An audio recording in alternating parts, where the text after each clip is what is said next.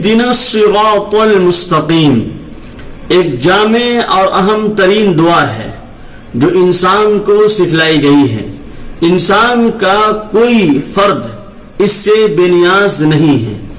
دین اور دنیا دونوں میں صراط مستقیم کے بغیر فلاح و کامیابی نہیں ہے. دنیا کی الجھنوں میں بھی صراط مستقیم کی دعا نسخہ اکسیر ہے، مگر لوگ توجہ نہیں دیتے. اس آیت کا ترجمہ یہ ہے کہ ہم کو سیدھا راستہ دکھا دیجئے. صراط مستقیم کون سا راستہ ہے؟ سیدھا راستہ وہ ہے جس میں نہ کوئی موڑ ہو، نہ ٹیڑھا پن ہو، نہ کجی ہو، بالکل ہائی وے ہو، صاف و شفاف ہو. اور مراد اس سے دین کا وہ راستہ ہے جس میں افراط و تفریط نہ ہو. افراط کے معنی حد سے آگے بڑھنا اور تفریط کے معنی کوتاہی کرنا، سستی کرنا. پھر اس کے بعد کی 2 آیتوں میں اس صراط مستقیم کا پتہ بتایا گیا جس کی دعا اس آیت میں تلقین کی گئی ہے. ارشاد فرمایا صراط الذین انعمت علیہم، یعنی راستہ ان لوگوں کا جن پر آپ نے انعام فرمایا، اکرام فرمایا. اور وہ لوگ جن پر اللہ تعالی کا انعام ہوا اس کی تفصیل دوسری جگہ اس طرح آئی اولئک الذین انعم اللہ علیہم من النبیین والصدیقین والشہداء والصالحین. یعنی وہ لوگ جن پر اللہ تعالی کا انعام ہوا یہ انبیاء ہیں، نمبر 2 صدیقین ہیں، نمبر 3 شہداء ہیں، اور نمبر 4 صالحین ہیں. یہ مقبولان بارگاہ الہی ہیں، یہ آئیڈیل ہیں، یہ ماڈل ہیں، یہ نمونہ ہیں. یہ 4 درجات بتائے گئے جن میں سب سے اعلیٰ انبیاء علیہ السلام ہیں، دوسرے صدیقین ہیں. انبیاء علیہ السلام کی امت میں سب سے اعلیٰ، بالا، برتر اور بہتر ہیں، رتبہ کے اعتبار سے، مقام کے اعتبار سے، پرہیزگاری کے اعتبار سے، تقوی کے اعتبار سے، نیکی کے اعتبار سے. یہ صدیقین ہیں جن میں کمالات باطنی بھی موجود ہیں. عرف میں ان کو اولیاء اللہ کہا جاتا ہے، یعنی اللہ کا نیک بندہ، اخص الخواص بندہ. اور تیسرے نمبر پر شہداء، یعنی وہ جنہوں نے دین کی محبت میں اللہ کی رضا کے لیے، اللہ کی خوشنودی کے لیے اپنی جان تک اللہ تعالیٰ کے راستے میں قربان کر دی، شہید ہو گئے. اور چوتھے نمبر پر ہے صلحاء، یعنی وہ ہیں جو شریعت کے پورے متبع ہوتے ہیں، اللہ کے حکم پر عمل کرتے ہیں اور رسول اللہ صلی اللہ علیہ وسلم کی ایک سنتوں پر عمل کرتے ہیں. واجبات میں بھی، مستحبات میں بھی ان کے اندر کوئی کوتاہی اور کوئی کمی نہیں ہو پاتی ہے، جن کو عرف میں نیک لوگ اور دیندار لوگ کہا جاتا ہے. اس آیت میں پہلے مثبت اور ایجابی طریق سے صراط مستقیم کو متعین کیا گیا، اور ان 4 طبقوں کے حضرات جس راستے پر چلیں وہ صراط مستقیم ہے. صراط مستقیم کون ہے؟ جن پر یہ 4 طریقے کے لوگ چلیں. اس کے بعد آخری آیت میں سلبی اور منفی صورت سے اس کی تعین کی گئی، یعنی یہ بھی بتا دیا گیا کہ کون لوگ نہیں ہیں. یہ تو بتا دیا گیا کہ وہ لوگ ہیں 4 لوگ، اب یہ بتایا جا رہا ہے کہ وہ کون لوگ نہیں ہیں. تو بتایا غیر المغضوب علیہم ولا الضالین، یعنی نہ راستہ ان لوگوں کا جن پر آپ کا غضب نازل ہوا، اور نہ ان لوگوں کا راستہ جو گمراہ ہو گئے، بھٹک گئے. مغضوب علیہم سے وہ لوگ مراد ہیں جو دین کے احکام کو جاننے پہچاننے کے باوجود شرارت یا نفسانی اغراض کی وجہ سے، اپنے خواہش کی وجہ سے، شیطان کے بہکاوے میں آ کر وہ اللہ کے حکم کے خلاف زندگی گزارنے لگتے ہیں، خلاف ورزی کرنے لگتے ہیں. یا دوسرے لفظوں میں یہ سمجھے کہ احکام الہیہ کی تعمیل میں سستی کرتے ہیں، تفرید کرتے ہیں، جیسے عام طور پر یہود کا حال تھا اور ہے کہ دنیا کے ذلیل مفاد، دنیا کی گھٹیا چیزوں کے لیے اپنے دین کو، اپنے ایمان کو قربان کر دیے اور انبیاء علیہ الصلوۃ والسلام کی توہین کر دی۔ اور ظالم سے مراد وہ لوگ ہیں جو ناواقفیت میں، جہالت میں، دین کے معاملے میں غلط راستے میں پڑ گئے اور دین کی مقررہ کردہ حدود سے نکل کر افراط اور غلو میں مبتلا ہو گئے، جیسے عام طور پر نصارہ کہتے ہیں، عیسائی کہتے ہیں کہ نبی کریم صلی اللہ علیہ وسلم کی تعظیم میں اتنے بڑھے کہ ان کو خدا کا بیٹا بنا لیا یا خدا بنا لیا، سن آف گاڈ کہنے لگے عیسیٰ علیہ الصلوۃ والسلام کو، مریم علیہ الصلوۃ والسلام کو خدا کہنے لگے، اور کوئی اللہ کو خدا کہنے لگے، کچھ لوگ کہنے لگے کہ تینوں مل کر خدا ہے، کچھ لوگ کہنے لگے تینوں خدا ہے، کچھ لوگ کہنے لگے کہ عیسیٰ خدا کا بیٹا ہے۔ تو بہت ساری چیز میں کیا ہے کہ ان لوگوں نے گڑبڑی کر دی۔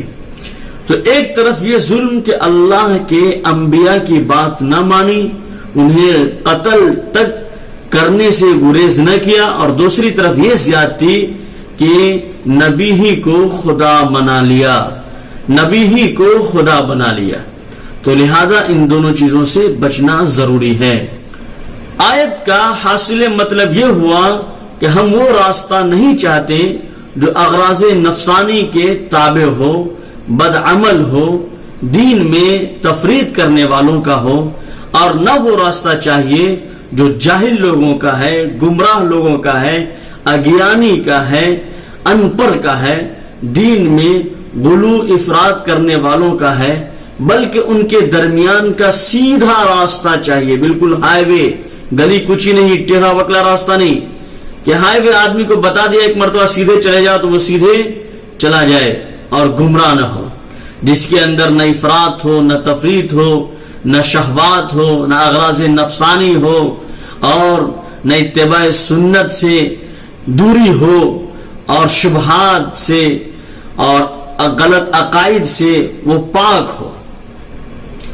سورہ فاتحہ کی 7 آیت کی تفسیر پر آپ غور کریں تو اس پوری سورت کا خلاصہ اور حاصل مطلب یہ ہے کہ دعا ہے کہ اللہ ہمیں صراط مستقیم کی ہدایت عطا فرما، اور چونکہ دنیا میں صراط مستقیم کا پہچاننا ہی سب سے بڑا علم اور بڑی کامیابی ہے، اس کی پہچان میں غلطی ہونے سے اقوام عالم تباہ و برباد ہو گئی، اور نہ خدا طلبی اس کے لیے مجاہدات کی تو بہت سے کفار میں بھی کوئی کمی نہیں ہے۔ اس لیے قرآن نے صراط مستقیم کو پورے طور پر واضح کر دیا، اور اس کے بعد یہ بھی بتا دیا کہ صراط مستقیم کون نہیں ہے جس پر غضب نازل ہوا، اور جو لوگ گمراہ ہو گئے اس صراط مستقیم سے بھٹکے ہوئے ہیں، ہٹے ہوئے ہیں۔ صراط مستقیم کتاب اللہ اور رجال اللہ، صراط مستقیم کتاب اللہ اور رجال اللہ دونوں کے مجموعے کا نام ہے۔ آپ دیکھیں اس میں غور کرنے سے ایک بہت بڑے علم کا دروازہ کھل جاتا ہے، وہ یہ کہ صراط مستقیم کی تعین کے لیے بظاہر صاف بات یہ تھی کہ صراط الرسول، صراط القرآن فرما دیا جاتا، جو مختصر بھی تھا اور واضح بھی تھا، لیکن پورا قرآن در حقیقت صراط مستقیم کی تشریح ہے، پوری تعلیمات رسول اس کی تفصیل ہے، تشریح ہے، توضیح ہے، لیکن قرآن کی اس مختصر سی صورت میں اختصار اور وضاحت کے ساتھ اس پہلو کو چھوڑ کر صراط مستقیم کی تعین کے لیے اللہ تعالی نے مستقل 2 آیتوں میں ایجابی اور سلبی پہلوؤں سے صراط مستقیم کو اس طرح متعین فرمایا، اگر تم سیدھا راستہ چاہتے ہو تو ان لوگوں کو تلاش کرو اور ان کے طریقہ زندگی کو اختیار کرو۔ اور قرآن کریم نے اس جگہ یہ نہ فرمایا کہ قرآن کا راستہ اختیار کرو، کیونکہ محض کتاب انسانی تربیت کے لیے کافی نہیں ہے، کیونکہ محض صرف کتاب ہی انسانی تربیت کے لیے کافی نہیں ہے، اور نہ یہ فرمایا کہ رسول کا راستہ اختیار کرو، کیونکہ رسول کریم صلی اللہ علیہ وسلم ہمیشہ اس دنیا میں باقی نہیں رہنے والے تھے، اور آپ کے بعد کوئی دوسرا رسول اور نبی آنے والا نہیں تھا، چونکہ جناب محمد رسول اللہ صلی اللہ علیہ وسلم آخری نبی تھے، لاسٹ میسنجر آف اللہ۔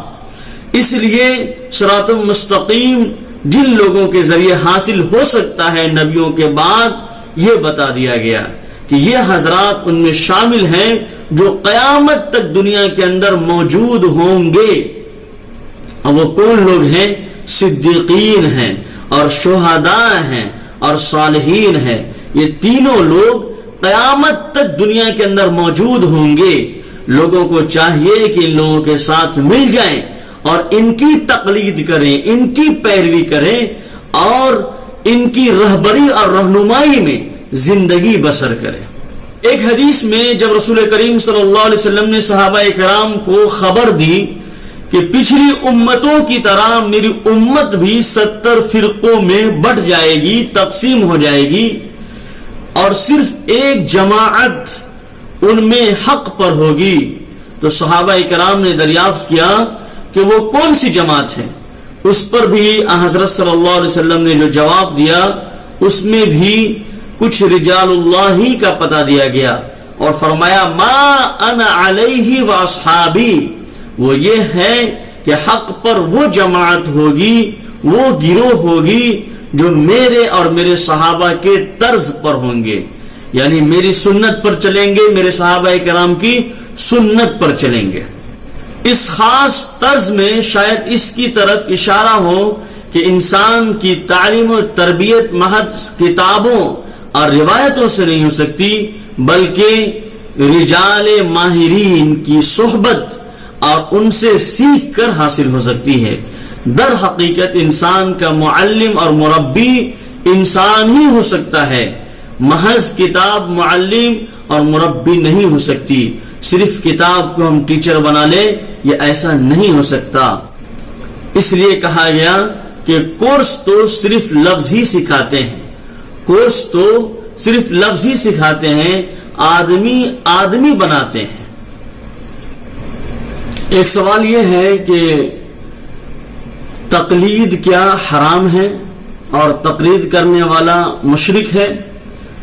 تو جو لوگ اس طرح کی بات کرتے ہیں وہ جاہل ہیں، ان پڑھ ہیں، اور قرآن و حدیث سے ناآشنا ہیں، اور قرآن و حدیث کے نام پر لوگوں کو گمراہ کرتے ہیں۔ ہم تو ڈوبے ہیں صنم، تم کو بھی لے ڈوبیں گے، تو وہ خود بھی گمراہ ہیں اور دوسروں کو بھی وہ گمراہ کرتے ہیں۔ جیسا کہ آپ کو معلوم ہوا کہ اللہ تعالیٰ نے خود ہی نبی کے بعد صدیقین، شہداء اور صالحین کی اتباع اور پیروی کرنے کا حکم دیا، یہی تقلید ہے۔ تقلید کی تعریف کیا ہے؟ تقلید کی سب سے اچھی تعریف جو ہماری نظر میں ہے، مولانا الیاس گھمن دامت برکاتہم نے کی کہ مسائل اجتہادیہ میں غیر مجتہد کا مفتہ بہا مسائل کو بلا مطالبہ دلیل مان لینا، جس کا مجتہد ہونا دلیل شرعیہ سے ثابت ہو اور اس کا مذہب اصولاً و فروعاً مدون ہو کر مقلد کے پاس تواتر کے ساتھ پہنچا ہو۔ یہ ہے تقلید کی تعریف کہ مسائل اجتہادیہ، یعنی ہر مسئلے میں تقلید کی ضرورت نہیں ہے۔ جو واضح مسئلہ ہے اس میں تقلید کی ضرورت نہیں ہے، جو پیچیدہ مسئلہ ہے، جو غیر واضح مسئلہ ہے، اس میں تقلید کی ضرورت پڑتی ہے۔ تو غیر مجتہد کس کی تقلید کرے گا؟ ایسے امام کرے گا جس کے مسائل کیا ہوں؟ مفتہ بہا مسائل۔ ہر مسئلے میں امام ابو حنیفہ رحمۃ اللہ علیہ کے کئی مسلک ہیں، کئی مسئلہ ہے، لیکن ان سب پر کیا ہے کہ عمل نہیں کیا جائے گا۔ مفتہ بہا، جس پر فتویٰ دیا گیا ہے اس پر عمل کیا جائے گا۔ اور کیسے عمل کیا جائے گا؟ تو ایسے عمل کیا جائے گا کہ ان کا مسئلہ جو ہے اصولاً اور فروعاً مدون ہو کر مقلد کے پاس تواتر کے ساتھ پہنچا ہو۔ جیسے امام ابو حنیفہ رحمۃ اللہ علیہ ہیں تو ان کا مسئلہ اصولاً و فروعاً مقلد کے پاس تواتر کے ساتھ پہنچا۔ ایک بڑی ٹیم اسی زمانہ سے امام ابو حنیفہ رحمۃ اللہ علیہ نے جو بنایا تھا، 40 علماء کرام کی جماعت تھی, ایک مسئلے پہ بحث ہوا کرتی تھی, اس کے بعد جس پر کیا ہے کہ سب لوگوں کا اتفاق ہو جاتا, اس پر فتویٰ دیا جاتا, اس پر عمل کیا جاتا. اور وہ سلسلہ ابھی تک جاری ہے. دارالعلوم دیوبند ہیں, بڑے بڑے ادارے ہیں جو ان تمام مسائل پر غور کرتے ہیں, پھر اس پر فتویٰ دیا جاتا ہے, اس پر عمل کیا جاتا ہے.